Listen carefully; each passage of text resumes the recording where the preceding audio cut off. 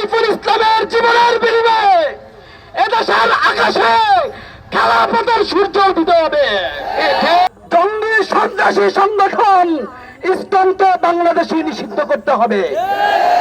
না হয় যোগের হুসাইন আহমদ বাদারি, মহিবুল্লাহ বাবুলাগের নেতৃত্বে, যোগের শাহজালাল, মামুনুল হকের নেতৃত্বে, যোগের মুহাজির মক্কির সৈয়দ রাজাউল করিমের নেতৃত্বে এমন আন্দোলন বিপ্লব উঠবে, সে আন্দোলনের আগুন কেউ থামাতে পারবে না, ইনশাআল্লাহ। জয় বক্তব্য নিয়ে আসছেন সরসাই মার্কাজুল উম্মাহ পেশার মুহতামিম মাওলানা শরীফুল ইসলাম সাহেব।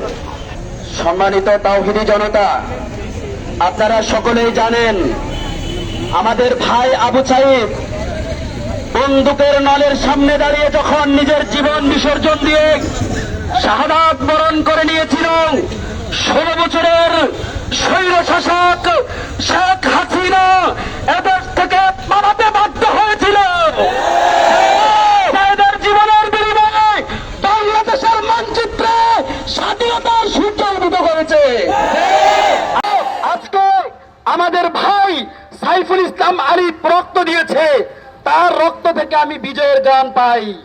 সাইফুল ইসলামের জীবনের বিনিময়ে এদেশের আকাশে খেলাফতের সূর্য উদিত হবে। যদি সেই খেলাফতের সূর্য উদিত করবার জন্য স্বৈর শাসককে বিদায় করতে 2000 তরুণের জীবন লেগেছে, যদি 2 লক্ষ তরুণের জীবন লাগে, রক্ত দিতে হয়, লাশের স্তূপ সাজাইতে হয়, কারা কারা প্রস্তুত, কারা কারা প্রস্তুত? নারে তাকবীর, নারে তাকবীর, সাবিলুনা সাবিলুনা, আল জিহাদ আল জিহাদ।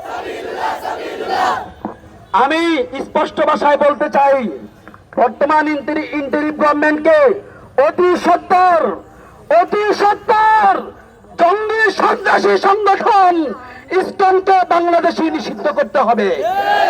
যদি এই সিদ্ধান্ত নিতে আপনারা গড়িমসি করেন, হেফাজতে ইসলাম বাংলাদেশ, বাংলাদেশের কওমি মাদ্রাসা হলো, বাংলাদেশের খানকা হলো, উলামায়ে কেরাম ভালো করে জানে সাদাবি কিভাবে আদায় করতে হয়। সুতরাং জঙ্গি সংগঠন ইসলামকে অতি সত্বর নিষিদ্ধ ঘোষণা করুন। না হয় যোগের হুসাইন আহমদ বাদারি, মহিবুল্লাহ বাবুলাগের নেতৃত্বে, যোগের শাহজালাল, মামুনুল হকের নেতৃত্বে, যোগের মুহাজির মক্কির সৈয়দ রাজাউল করিমের নেতৃত্বে এমন আন্দোলন বিপ্লব উঠবে, সে আন্দোলনের আগুন কেউ থামাতে পারবে না, ইনশাআল্লাহ।